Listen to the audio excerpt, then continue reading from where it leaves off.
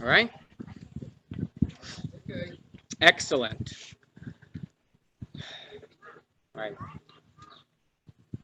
All right. Welcome, everyone. And thank you for joining us for the 72nd annual congregational meeting of Temple Israel. For those of you attending via Zoom, hopefully the audio and video is crisp and clear. For those of you participating in the first ever Temple Israel drive-in meeting, hopefully our radio station, WTI 90.5 FM, is coming across clearly, and hopefully you don't mind me shouting at you at the moment.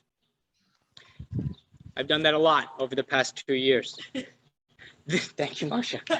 This unique meeting is one of the many lingering effects of the pandemic, but it also represents a way that more of our members will be able to participate in synagogue programs, functions, and services, even when they are not able to join us in person, whether they be at their homes, in other states, or even other countries. I'll touch on this more during my State of the Congregation report, but for now, I just want to say thank you for being here. In your cars, or in your computer screens, or on your chairs in our parking lot, and thank you for caring about our show. Now, it is my solemn duty to help all of us remember those members who passed away over the past year. Martin Becker, Anna Buchenbaum, Elaine Cohn, Bertram Heisman, Lawrence Kaminsky, Harriet Lerner, Alan David Miller, Deanne Palatsky, Vivian Rain, past President William Rockwood, and Elaine Rosen. If we could please stand for a moment of silence.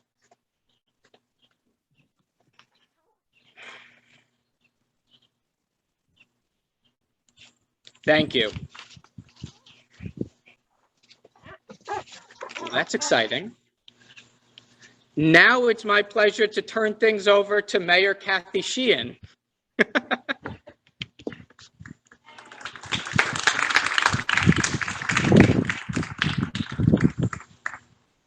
Hi, Mayor. Hello. How are you? You get lost?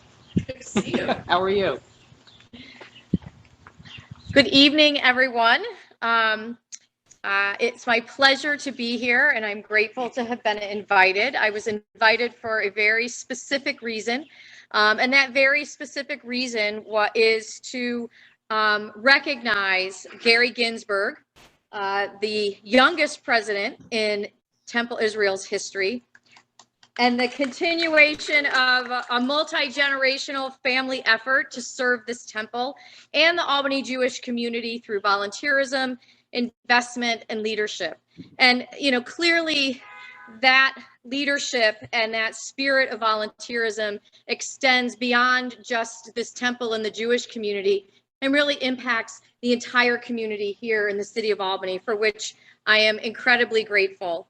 As somebody who has been in a leadership position over the last 15, 16, I've lost track of time, months, I can certainly empathize with somebody who served in a leadership position during really some of the most challenging times in our lifetime, in being tasked with trying to keep a community safe, trying to keep them healthy, both physically and spiritually. And under Gary's leadership, this synagogue and Temple Israel transitioned to virtual services. They focused on ensuring that they were doing direct outreach to members of the community who struggled with the dramatic lifestyle changes that were required due to the lockdown and the COVID-19 restrictions. He also brought the synagogue's finances under control, increased the endowment to ensure that Temple Israel remains on firm financial grounds for future generations. Gary, you're leaving Temple Israel in a stronger position to fulfill its core mission of providing its members and the greater Albany Jewish community high-quality services, programs, educational opportunities, and cultural enrichment for generations to come. This temple is so important to our entire community here, to the entire capital region. It's my honor as the mayor of the city of Albany to proclaim Tuesday, July 13th to be Gary Ginsberg Day in the city of Albany. And I encourage our residents to join me in thanking Gary for his leadership at Temple Israel. I wish him all the greatest in his future endeavors. Thank you. Thank you. Please. Thank you for all this stuff. Thank you so much, Mike. That was fantastic. Yeah, that's right. Well, she's a politician. She knows what she's doing. Thank you very much, Mayor. That was a pleasant surprise. Now it's my pleasure to turn things over to our regularly scheduled VIP, Rabbi David Ellenberg. Thank you, Rabbi. Thank you, Gary. Mazal tov. So those of you who have been following along the reading of the Torah over these last number of weeks know that we have reached the end of the book of Bamidbar. The Israelites are encamped against the Jordan River. The steppes of Moab are behind them, and they can look, but not quite yet touch the promised land.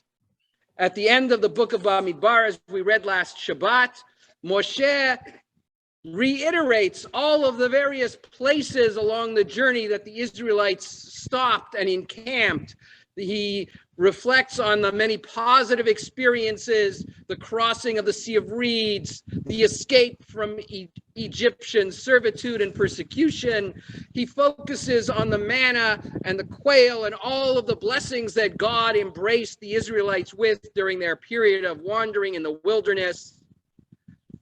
He focuses also on some of the more difficult moments in the 40-year journey through the wilderness, not glossing over them, but rather wanting to remind the next generation of the difficulties that had brought the Israelites to this moment in history. But in the book of Deuteronomy, which we will begin this Shabbat, we are at an inflection point. Moshe is no longer looking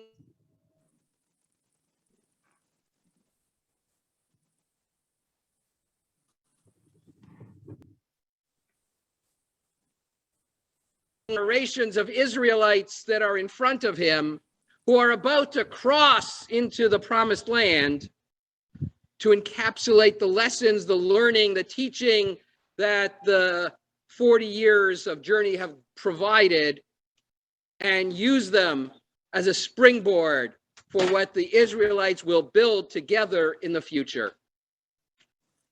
Moshe recognizes that it is in the nature of the Jewish people in his era and in every era not to look back alone.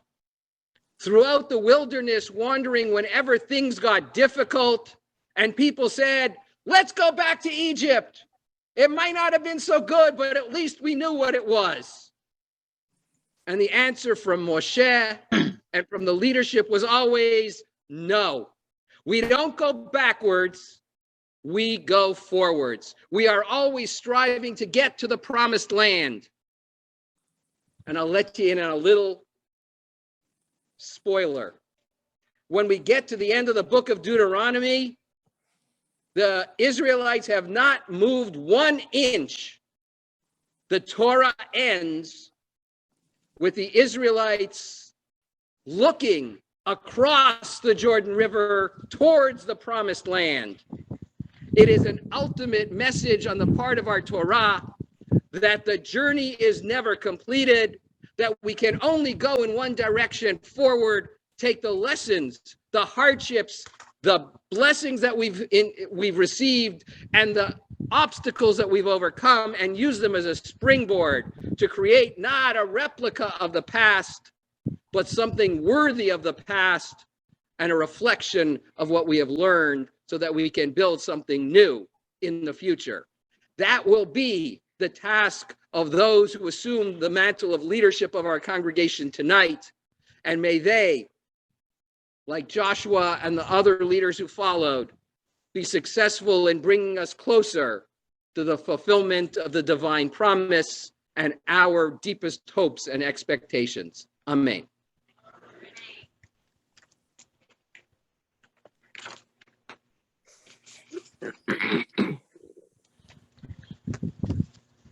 Thank you, Rabbi.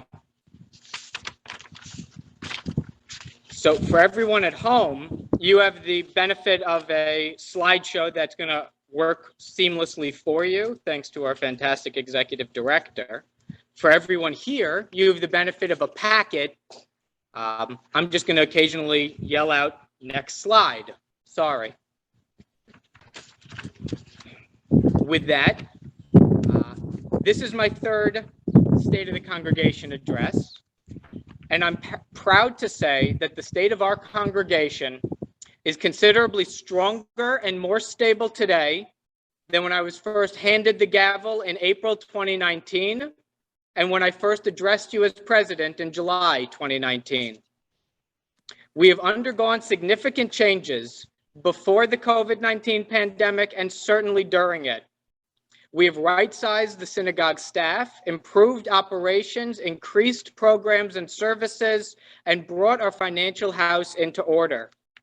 I am immensely proud to report that Temple Israel is entering the new fiscal year with more dues-paying membership units than we had in the previous year. All of this is possible thanks to the incredible leadership team I had in my officers, the dedicated congregants of the Board of Trustees, the expert committee chairs and members, and the top-notch professional team that runs our synagogue. Next slide. As many institutions struggled and stumbled during this pandemic, Temple Israel was able to rise up. Our clergy, Rabbi Elligberg and Cantor Mark, set up Zoom services. Our main office, under Executive Director Rachel Schertzer, set up Zoom programs and coordinated new and exciting events that would otherwise be cost prohibitive. More on that in a few slides. And our professional team at the Early Childhood Center under Amy Bloom and at Camp Giva under Dan Scher ensured that these vital programs continued. While programs were virtual last year, they were able to resume in-person operations for the nursery and camp this year.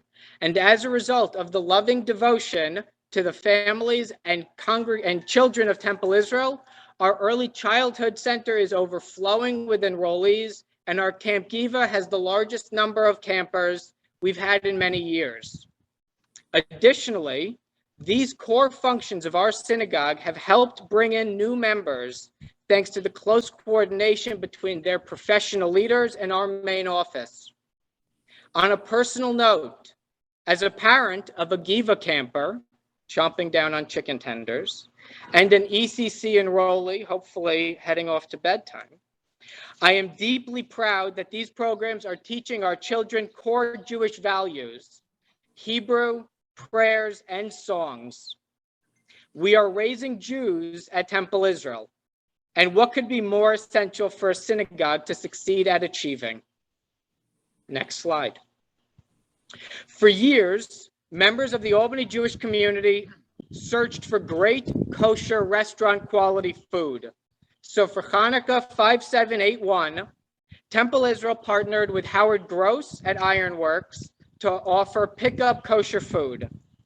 With over 70 orders filled for that pilot program, we knew we were onto something, and TI Takeout was born. Hopefully everyone at home and all of you are seeing all the snazzy designs, again, made by the main office at the direction of a micromanaging president. Already had some fantastic TI Takeout events, and thanks to our main office team, our clergy, our volunteers, and of course, Howard Gross, we have many more exciting dishes to sample and meals to order. I want to especially thank members of the Temple Israel Men's Club who have helped step up and assist this program, as they have always stepped up when it comes to helping our synagogue. Additionally, thanks to the Theodore Strauss Fund, we are now able to offer highly reduced rates for senior members of our show. Next slide. As I mentioned earlier, our shul has been able to rise up in a big way during this pandemic, and that level of excellence will continue and grow going forward. We have been able to offer intellectually stimulating, thought-provoking, spiritually nourishing, and funny bone tickling programs despite the isolation and quarantining we have had to endure. The synagogue main office will continue to coordinate with our clergy and volunteer leadership to set up exciting programs for both in-person and virtual participants. And we are lucky to have Lacey Schwartz Delgado speaking with us on October 3rd. I encourage you all to sign up. Next slide. I would like to acknowledge and thank the members of the Board of Trustees who, after years of dedicated service, have earned their retirement. Thank you to past President Sam Morris. Thank you to past President Norm Rosenthal. And thank you to Gene Stearns. I would also like to add a personal thanks to the officers who served with me. Executive Vice President Rick Schwartz, Vice Presidents Paul Goldberg and Shelley Justa, Treasurer Marcia Rosenberg, and Secretary Ross Anderson, and a special shout out to Nancy Bell, who served as a Vice President as well. Before I hand things over for the financial report, I want to take a moment to express how much of an honor it has been to serve as President of Temple Israel. While it has not always been easy, it has always been rewarding. I am so grateful to the officers, board members, committee chairs and members, clergy and professional team who have helped turn our synagogue around and put us back on solid financial and programmatic footing. I especially want to thank Megan, Eitan, and Amira for being understanding and sharing me with the show, and for the occasional comedic relief they provided at our various meetings. As I transition from president to the glorious role of past president, I'm excited for Rick Schwartz to step up and sit in the big chair. I'm confident that under his leadership and with his officers, our synagogue will continue to go from strength to strength and generation to generation. Thank you all very much. Thank you. All right. Thank you.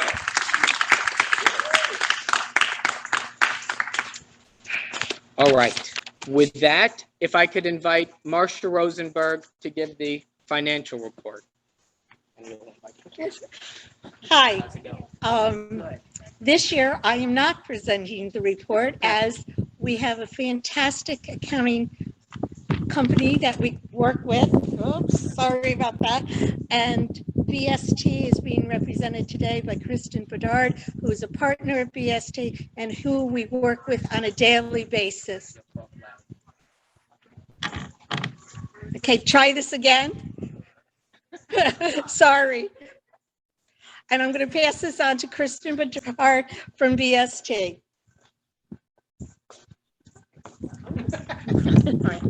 Is that better? Can people hear me?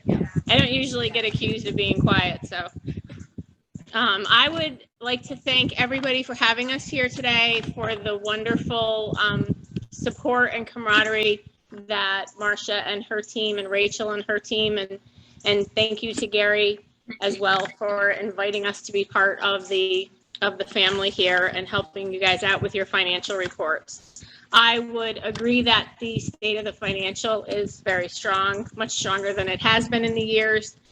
You're welcome. Over the past year during COVID, it's been extremely hard for everybody, but we've been able to secure $475,000 through PPP loans for the shul, and $246,000 of that has already been forgiven 100%, and the second round of PPP funding will just open the forgiveness yesterday, so we will be moving forward with the application for forgiveness for that as well. And I don't see any problems with the forgiveness coming up. We did take a look at collections. There's been some discussion as to what the collection rate has been and whether or not we needed an allowance on the books. We have put an allowance on the books going forward of 15%. So we will track the dues and the collections there.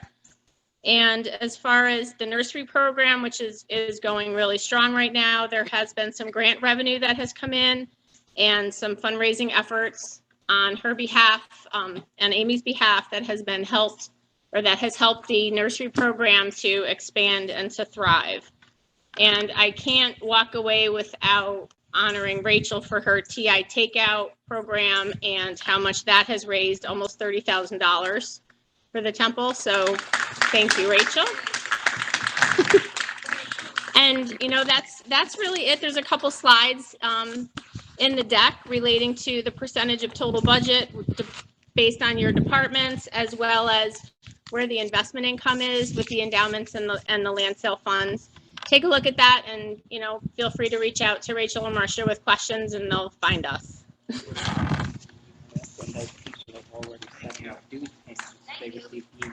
Okay.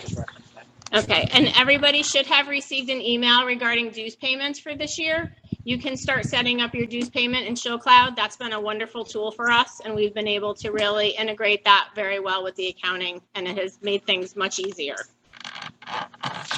Thank you. Thank you. Thank you. Thank you. Perfect.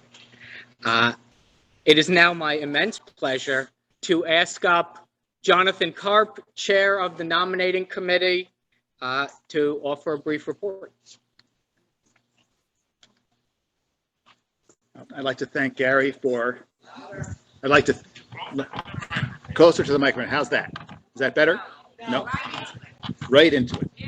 Okay, there we go. Here, I'll just hold it. That'll be this will work better, much better. I'd like to thank Gary for giving me the honor of chairing the nominating committee. Before giving you the list of candidates, I'd first like to thank the members of the committee, who include Bewley Dubose, Linda Ginsburg, Paul Goldberg, Steve Huzz, Gail Kendall, Sam Morris, and Helena Rosenstrauch. Thanks to them. For candidates, nominees for a 3-year term to the board include Sharon Bailenson, Ted Brown, Karen Davda, Mark Kovach, and Lorraine Silverman.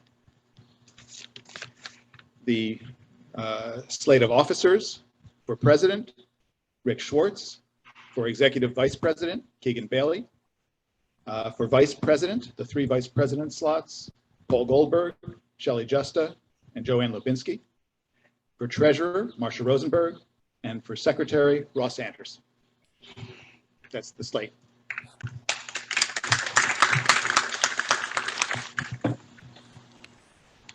Thank you. So I don't have the benefit of less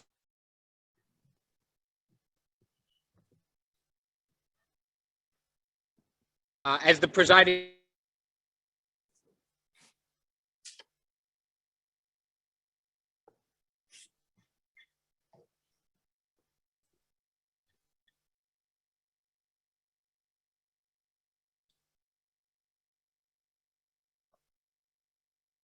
and board members for 3-year terms to the Board of Trustees. No, you don't have the second. Yeah. Excellent opportunity for power play, Ross.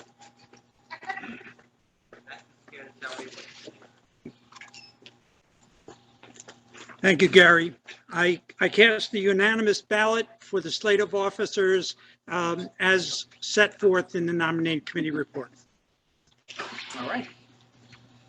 Excellent. Thank you very much. It is now my enormous pleasure to invite up Rabbi Elligberg to install the slate of officers and new board members.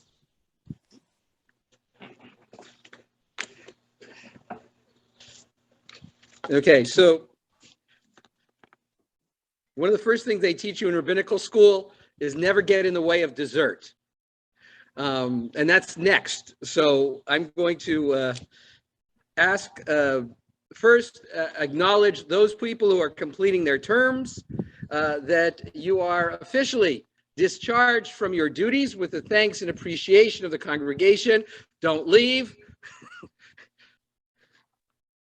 As I call your name, whether you are present here in the parking lot or present at home, I'll ask that you please rise in place as I call your name for the newly nominated or continuing members of the Temple Israel Board of Trustees. Sharon Balinson, Theodore Brown, Karen Davda, Matthew Day, Jonathan Karp, Linda Ginsburg, Alvin Goldman, Mark Kovach, Howard Pressman, Neil Rosenstock, Karen B. Schulman, Lorraine Silverman, Jacob Slutsky, and Dr. Ira Zakon. As part of our annual congregational meeting, we acknowledge our leadership, express appreciation to those who are assuming the mantle of responsibility for our congregation and for the commitment of hours of work that they will do to help build the community. And so we welcome our new and continuing board members to their task. The Jerusalem Talmud teaches that one who engages in the needs of the community is as one who studies Torah. Our leaders enable this holy community to carry on its work, to be a sanctuary for each of us as we move through the moments of celebration and loss in our lives, to be a community that spreads our light into the world. And so I'll ask all others present to join me in expressing our appreciation for the hard work that has been done and for the hard work that will be done in the future as a labor of love on behalf of our community. We thank those who are serving and install them in office.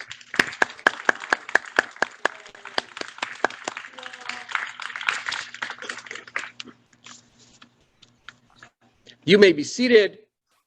As I recognize the members of our executive, I'll ask them to please rise as well, whether they are here in person or joining us virtually. As secretary, Ross Anderson. As treasurer, Marcia Rosenberg. Vice president, Joanne Lubinsky. Vice president, Dr. Shelley Justa. Vice president, Paul Goldberg. Executive vice president, Keegan Bailey, he's doing his fatherly responsibilities. So a good parent makes a great leader. So, and as president, Eric Schwartz.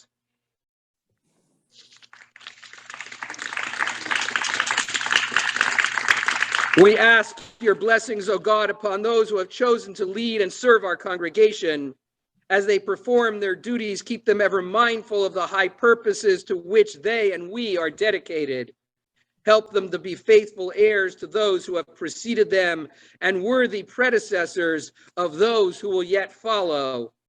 May their actions reflect strength and wisdom and bear testimony to the great heritage which they represent.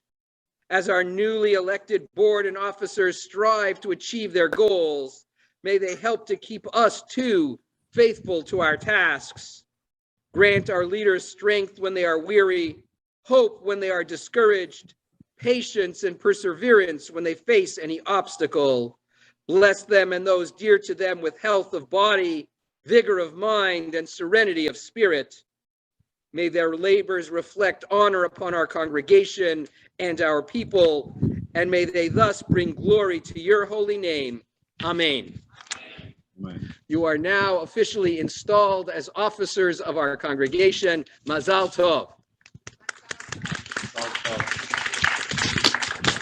And now, are you going to call Rick or do I? I now call upon newly installed President Rick Schwartz.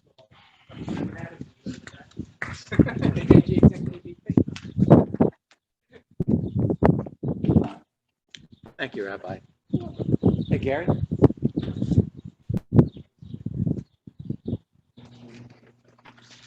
Very nice.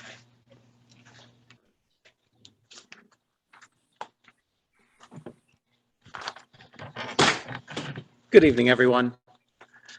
Over the past 2+ years, I've had the pleasure of watching Gary Ginsburg establish himself as a true and valued leader of this synagogue.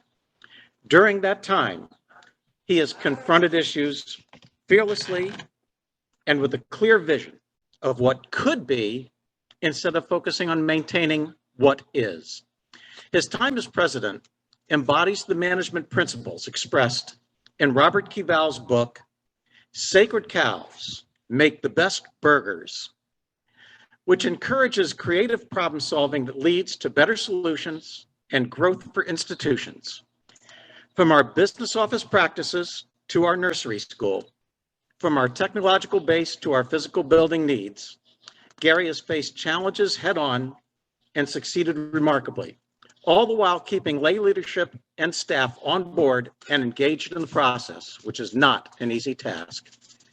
He has carried on the Ginsburg family tradition of dedication to and active participation with the Temple Israel family, and he has worked for the betterment of the larger Capital District Jewish community.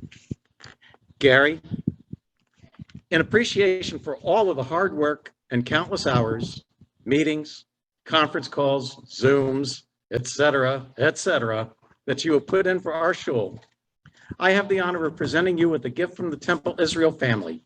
Included with this gift are proclamations from State Assemblywoman Patricia Fahey, State Senator Neil Breslin, and Governor Andrew Cuomo, all of whom were topped by Kathy Sheehan, who made today your day.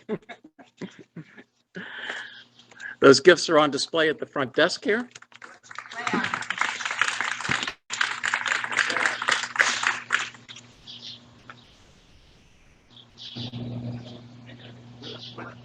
The flag is going to be shown. The flag is going to be shown, but that's not. I'll make that mention. No, that's yours. This is mine? Yeah, that's yours. I got them for Really, you. I have one already.